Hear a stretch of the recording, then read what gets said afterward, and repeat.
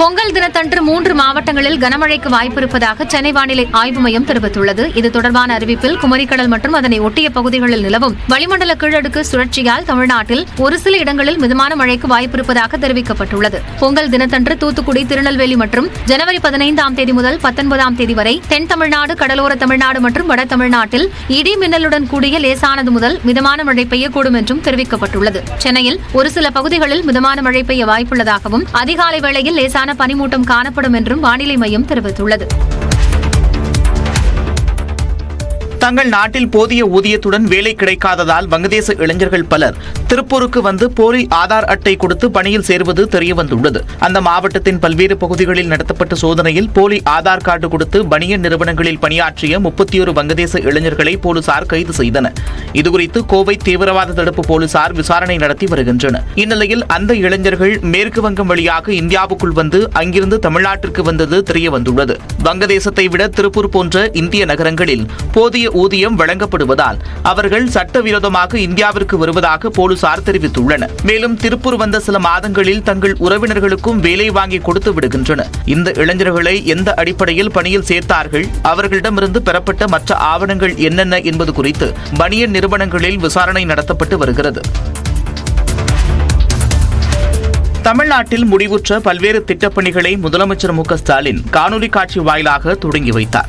கால்நடை பராமரிப்புத்துறை சார்பில் சேலம் மாவட்டம் தலைவாசலில் 1102 ஏக்கர் பரப்பில் 564 கோடியே 44 லட்சம் ரூபாய் செலவில் அமைக்கப்பட்டுள்ள கால்நடை மற்றும் விலங்கின அறிவியலுக்கான ஒருங்கிணைந்த உயராராய்ச்சி நிலையம் மற்றும் அதனை சார்ந்த 126 கட்டடங்களை முதலமைச்சர் திறந்து வைத்தார்.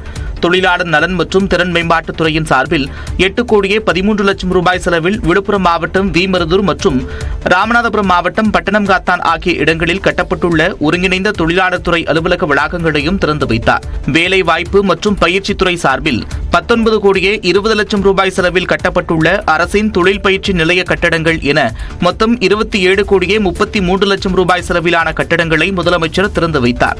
தமிழ் வளர்ச்சித்துறை சார்பில் தமிழில் சிறந்த மொழிபெயர்ப்பு நூலுக்கான சாகித்ய அகாடமி மொழிபெயர்ப்பாளர் விருது பெற்ற 10 நபர்களுக்கு வீட்டு வசதி வாரியத்தின் அடுக்குமாடி குடியிருப்புகளில் வீடு ஒதுக்கிடுவதற்கான ஆணைகளையும் முதலமைச்சர் வழங்கினார்.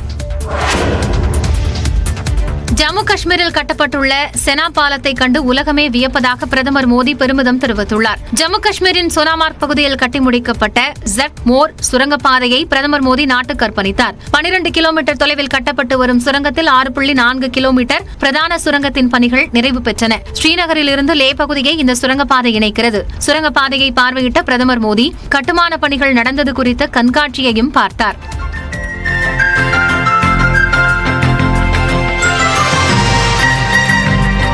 பின்னர் பேசிய பிரதமர் சுரங்கங்கள் மற்றும் வானுயர்ந்த கட்டடங்கள் நிறைந்த இடமாக ஜம்மு காஷ்மீர் மாறியுள்ளது என்றார். दुनिया की सबसे ऊंची टनल यहां बन रही है.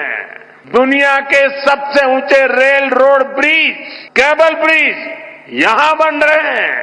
दुनिया की सबसे ऊंची रेल लाइंस यहां बन रही है.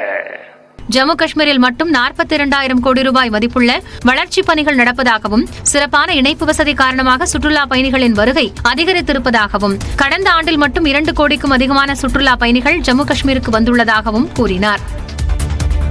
புதுச்சேரி பிராந்தியத்துக்குட்பட்ட ஏனாமில் பொங்கலுக்கு வீட்டுக்கு வந்த மருமகளுக்கு 430 உணவு வகைகளை வைத்து விருந்து உபசரிக்கப்பட்டிருக்கிறது. இது தொடர்பான கூடுதல் விவரங்களோடு இணைக்கிறார் செய்தியாளர் இளவமுதன்.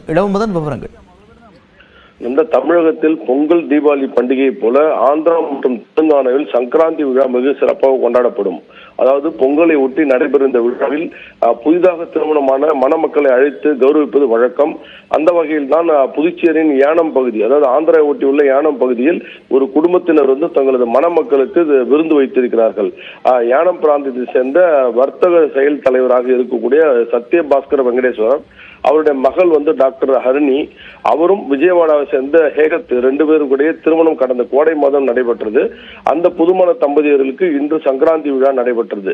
வீட்டிற்கு வந்த மாப்பிள்ளையை ஆச்சரியப்படுத்தும் வகையில் 470 வகையான உணவுகளை வைத்து ஆச்சரியப்படுத்தினார்கள் அந்த குடும்பத்தினர்.